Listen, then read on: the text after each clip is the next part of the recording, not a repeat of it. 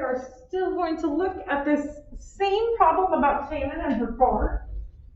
So taking a look at it, you guys, they gave us the starting value of the vehicle. It was $28,000, and they gave us that rate of depreciation. That hasn't changed in the last 4 questions, so that's fine. We're gonna start with that equation that we originally wrote in example 5. It is a y equals 28,000 times the quantity 1 minus 0.0525. We're gonna raise that to the x power. Now, it's gonna tell us what she paid as a down payment and what she's paying per month, so that we can write that other equation, that linear equation, y equals mx plus b. Because what we're looking to see is, when will these be equal? Because if I sell it before they're equal, I'm gonna be upside down on the car, and I'm gonna still end up owing extra money, because those cars do depreciate in value. So at some point, it switches, and you actually could make money on your car when you sell it.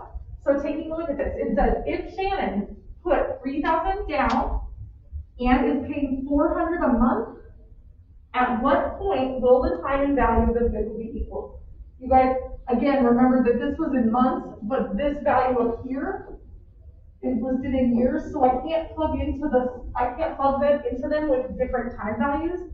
So I'm gonna have to take that 400 that she's paying per month and multiply by 12, so that I know she's really gonna pay $4,800 per year. That's a tricky part on here. I'm gonna plug in y equals mx plus b. So that m value is what she pays per year, because it's gonna go with that x in your equation. And so I'm gonna plug in the 4,800 value right here. Plus, I'm going to put what she paid down, and her down payment was $3,000. So this is where I'm going to go over the decimals to type this in.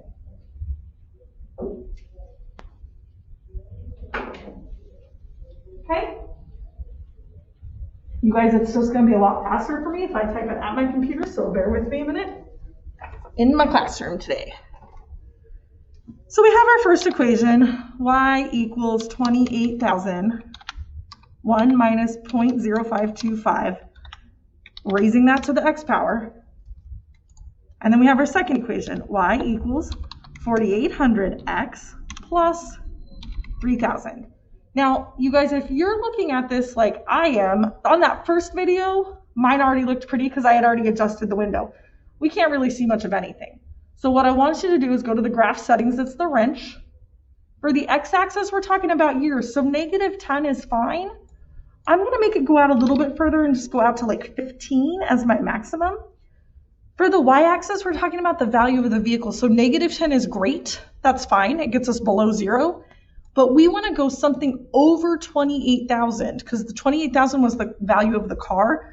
I'm gonna go 30,000, so we should be able to see the graph, because what we're looking for is that point of intersection.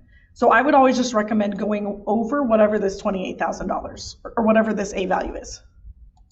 Okay, so this is giving me a point of intersection.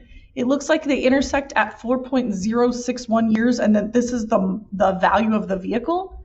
Basically, after 4 years, you'd be able to sell it and actually make money and not be upside down. That's what this is telling you.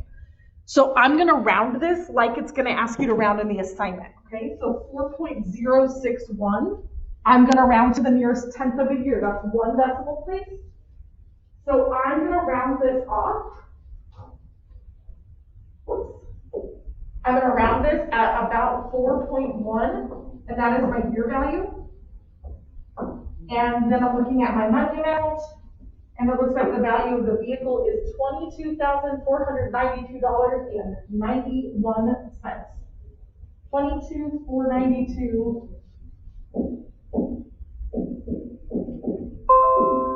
And what did I just say? 91 cents. You guys, that's the dollar value. Now, when you do your assignment, it's going to ask you the same question, but on one of them, you're going to give me just the year, and on the other one, you're just going to give me the money. Okay, so you'll give those to me separately, but you won't have to redo the question. It's all based on that intersection point on Desmos.